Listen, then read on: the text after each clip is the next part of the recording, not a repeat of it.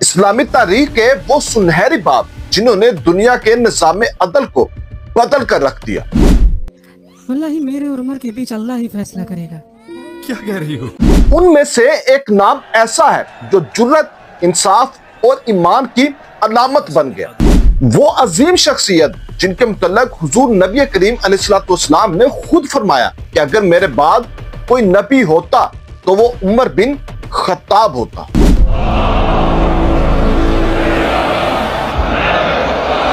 حضرت عمر کی زندگی کا آغاز مکہ مکرمہ میں ایک باعزت اور متوسط قبیلے بنو عدی میں ہوا۔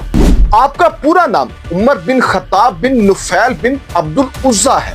آپ کے والد خطاب بن نفیل مکہ کے معزز اور سخت مزاج لوگوں میں شمار ہوتے تھے، جبکہ والدہ حنتمہ بن ہاشم قریش کے مشہور خاندان سے تعلق رکھتی تھی۔ حضرت عمر کی پیدائش تقریباً 583 عیسوی میں ہوئی، یعنی حضور نبی کریم علیہ السلام سے تقریباً 13 برس بعد۔ اور یہ وہ دور تھا جب عرب کی سرزمین جہالت، قبائلی تعصب اور طاقت کے غرور میں ڈوبی ہوئی تھی۔ عورتوں کو حقیر سمجھا جاتا، طاقتور کمزور کو رون دیتا اور انصاف صرف طاقت کی زبان سمجھا جاتا تھا۔ ایسے معاشرے میں حضرت عمر جوان ہوئے۔ ان کی طبیعت میں شروع سے ہی بہادری، جرت اور غیر معمولی قیادت کے اثار نمایاں تھے۔ وہ قد آبر، مضبوط جسم، گہری آواز اور باوقار شخصیت کے مالک تھے۔ کہا جاتا ہے کہ جب وہ کسی محفل میں داخل ہوتے تو لوگ خود بخود ان کی جگہ چھوڑ دیتے۔ ان کی آنکھوں میں ایک روب اور زبان میں ایک قوت تھی۔ یہی وجہ ہے کہ وہ جاہلیت کے دور میں بھی قریش کے بااثر افراد میں شمار ہوتے تھے۔ حضرت عمر کو پڑھنا اور لکھنا آتا تھا، جو اس وقت مکہ کے چند ہی لوگوں میں یہ خوبی تھی۔ عرب میں تعلیم عام نہیں تھی، مگر حضرت عمر نے نہ صرف عربی پر عبور حاصل کیا بلکہ شعر و سخن، فصاحت اور قانون و سیاست کی بھی اچھی سمجھ رکھتے تھے۔ انہیں عربی معاشرے کے رسم و رواج، قبائلی نظام اور جنگی اصولوں کا مکمل علم تھا۔ اسی لیے جب قریش کو کسی خاص مشورے یا سفارتی معاملات میں رائے درکار ہوتی تو حضرت عمر فاروق کی رائے کو خاص اہمیت دی جاتی۔ ان کی بات کا وزن اتنا تھا کہ بڑے بڑے سردار ان کی بات کے آگے سر جھکا دیتے۔ اسلام سے قبل وہ اپنی زبان، طاقت اور تلوار کے لیے مشہور تھے۔ وہ نہایت سخت مزاج اور اپنے نظریات پر اٹل تھے، اور انصاف کا جذبہ ان میں فطری طور پر تھا۔ اگرچہ وہ اس وقت اسلام کے مخالفین میں شمار ہوتے تھے، مگر ظلم کے دشمن تھے۔ وہ کمزوروں کے ساتھ ناانصافی کو برداشت نہیں کرتے تھے، اور یہی انصاف پسندی بعد میں ان کی خلافت کا بنیادی ستون بننے والی تھی۔ حضرت عمر کے بارے میں ایک روایت میں آتا ہے کہ وہ قریش کے مشہور پہلوانوں میں سے تھے اور کئی بار میلوں میں اپنے زور بازو کا مظاہرہ کر چکے تھے۔ ان کا شمار ان چند نوجوانوں میں ہوتا تھا جنہیں قبیلے کی حفاظت کے لیے خاص طور پر منتخب کیا جاتا تھا۔ عرب قبائل کی لڑائیوں میں حضرت عمر کی شجاعت ضرب المثل بن گئی تھی۔ وہ اپنی تلوار کے استعمال میں مہارت رکھتے تھے اور دشمنوں کے لیے ایک خوفناک نام بن چکے تھے۔ ان کے والد خطاب انہیں اکثر سختی سے تربیت دیتے۔ وہ چاہتے تھے کہ عمر اپنے قبیلے کے لیے ایک سخت محافظ ثابت ہو۔ چنانچہ حضرت عمر نے کم عمری میں ہی اونٹوں کی چرواہی، سفر و تجارت اور جنگی تربیت جیسے سخت مراحل سے گزر کر اپنی زندگی کی بنیاد رکھی۔ تاریخ میں یہ بات درج ہے کہ جب وہ کسی قافلے کے ساتھ شام اور یمن کی طرف سفر کرتے تو راستے میں ان کا تدبر، معاملہ فہمی اور جرت دوسرے تاجروں کو حیران کر دیتی تھی۔ ان کی زبان فصیح، بات میں وزن اور فیصلہ بے لوگ ہوتا تھا۔ اگر کوئی شخص ان کے پاس کسی جھگڑے کا ذکر کرتا تو حضرت عمر کسی لالچ یا خوف کے ان کا فیصلہ کرتے۔ اسی لیے لوگ کہا کرتے تھے کہ اگر مکہ میں کسی نے انصاف دیکھنا ہو تو عمر بن خطاب کی مجلس میں جائے۔ اسلام سے قبل وہ اپنے قبیلے کے نمائندہ اور سفیر کے طور پر کام کرتے تھے۔ کسی بھی قریش کے تنازع یا سیاسی معاہدے میں انہیں ترجمان یا ثالث کے طور پر بھیجا جاتا تھا۔ اور یہی وہ تجربات تھے کہ جنہوں نے بعد میں ان کی خلافت میں بین الاقوامی سطح پر اسلامی حکومت کے نظم و نسق کو مضبوط بنانے میں بنیاد فراہم کی۔ اور ان کے کردار میں ایک خاص بات یہ تھی کہ وہ دوغلے پن اور منافقت کو ناپسند کرتے تھے۔ جس چیز کو حق سمجھتے اس پر ڈٹ جاتے، چاہے پورا قبیلہ ان کے خلاف کیوں نہ ہو۔ یہی عزم اور غیر متزلزل ارادہ بعد میں اسلام کی خدمت میں ان کی پہچان بن گیا۔ جب اسلام کا نور مکے میں چمکنا شروع ہوا تو حضرت عمر اس روشنی سے ابتدا میں دور تھے، اور وہ یہ سمجھتے تھے کہ یہ ایک نئی تحریک ہے جو قریش کے اتحاد کو توڑ رہی ہے، مگر دل کے کسی گوشے میں ان کے اندر حق کی تلاش موجود تھی۔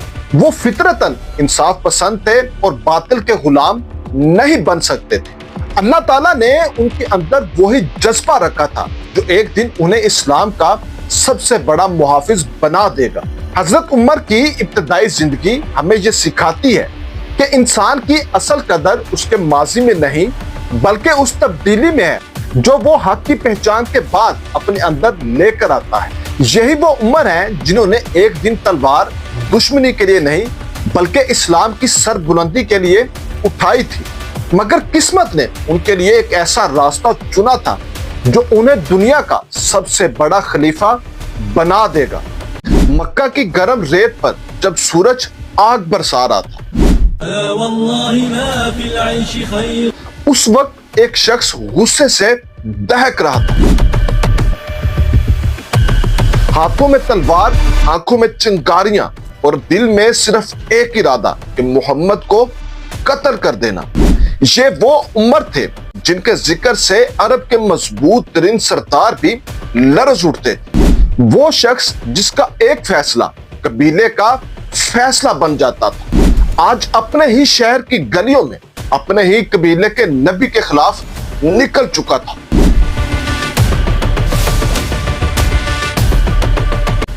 راستے میں جب ایک شخص نے دیکھا کہ عمر بن خطاب غصے سے بھڑک رہے ہیں تو ڈرتے ہوئے پوچھا، کہا کہ اے عمر کہاں کا ارادہ ہے؟ تو عمر نے غرا کر جواب دیا، میں اس شخص کو ختم کرنے جا رہا ہوں جس نے ہمارے معبودوں کی توہین کی اور ہمارے گھروں میں تفرقہ ڈال دیا، محمد بن عبداللہ۔ لیکن قدرت نے ان کے لیے کچھ اور لکھ رکھا تھا۔ وہ شخص بولا، عمر تم پہلے اپنے گھر کی خبر لو، تمہاری بہن فاطمہ اور تمہارا بہنوئی سعید بن زید وہ تو خود مسلمان ہو چکے ہیں۔ یہ سننا ہی تھا کہ عمر کا چہرہ غصے سے سرخ ہو گیا، جیسے دہکتا ہوا لوہا پانی میں ڈال دیا جائے۔ تلوار مٹھی میں دبوچے وہ بہن کے گھر کی طرف چل پڑے۔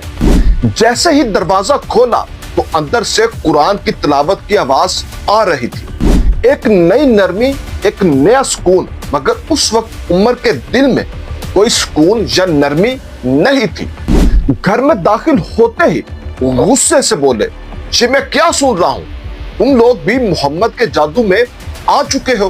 اور پھر تیش میں اپنے بہنوئی کو زمین پر پٹخ دیا۔ بہن فاطمہ آگے بڑھی تو ان کے چہرے پر بھی ہاتھ اٹھ گیا، خون بہہ نکلا، مگر زبان پر صبر کے سوا کچھ نہ تھا۔ چند لمحوں بعد عمر کی نگاہ بہن کے خون کی طرف ٹھہری۔ یہ وہ لمحہ تھا جب ایک سخت دل پگھلنے لگا۔ انہوں نے شرمندگی سے کہا، وہ کاغذ دکھاؤ جس کی تلاوت کر رہے تھے۔ فاطمہ نے جواب دیا کہ آپ ناپاک ہیں، پہلے وضو کریں پھر چھوئیں۔ اور یہ وہ پہلا موقع تھا جہاں عمر کا دل جھک گیا۔ غسل کرنے کے بعد وہ بیٹھے اور پھر زبان سے سورۃ طٰہٰ کے الفاظ نکلے۔ جیسے یہ الفاظ دہرانے لگے، دل کی دیواریں ٹوٹنے لگی۔ قرآن کی نرمی نے ان کے دل کے غصے کو خاموش کر دیا اور آنکھوں سے وہ آنسو بہنے لگے جو کبھی کسی نے نہیں دیکھے تھے۔ عمر کھڑے ہوئے اور کہا کہ مجھے محمد کے پاس لے چلو، اور یہ وہ جملہ تھا کہ جس نے مکے کی تاریخ بدل دی۔ جب وہ دار ارقم پہنچے تو صحابہ دروازے کے پیچھے گھبرا گئے اور کہا، یہ عمر ہے، ہاتھ میں تلوار ہے، حمزہ بن عبد المطلب نے کہا اگر خیر کے لیے آیا ہے تو خوش آمدید، اگر کسی اور ارادے سے ہے تو ہم بھی تیار ہیں۔ دروازہ کھولا گیا، عمر اندر داخل ہوئے۔ رسول اکرم نے آگے بڑھ کر ان کے گلے کی گریبان پکڑی اور فرمایا اے خطاب کے بیٹے، کب تک اسلام سے دور بھاگو گے؟ اور یہ کلمات سیدھے دل پر اتر گئے۔ عمر کے ہونٹ لرزے اور آنکھوں سے آنسو نکل گئے، اور پھر زبان سے صرف ایک جملہ نکلا، اشہد ان لا الہ الا اللہ و اشہد ان محمد رسول اللہ۔ پورا گھر اللہ اکبر کی صداؤں سے گونج اٹھا اور زمین جیسے لرز گئی، اور فرشتے خوشی سے نازل ہوئے۔ اور یہ وہ لمحہ تھا جب اسلام نے اپنی سب سے بڑی ڈھال حاصل کی۔ حضرت عمر کے اسلام لانے سے مسلمانوں کے حوصلے بلند ہو گئے۔ وہ جو پہلے چھپ کر عبادت کرتے تھے، اب عمر نے اعلان کر دیا آج سے ہم چھپ کر نہیں بلکہ کھل کر نماز ادا کریں گے، اور وہ نبی کے ساتھ بیت اللہ کی جانب بڑھے۔ پہلی بار مکہ کے لوگوں نے دیکھا کہ مسلمان دو صفوں میں کعبہ کی طرف بڑھ رہے ہیں، ایک صف کے آگے عمر بن خطاب اور دوسری کے آگے حمزہ بن عبد المطلب۔ اور یہ وہ دن تھا جب اسلام سر عام ہو گیا۔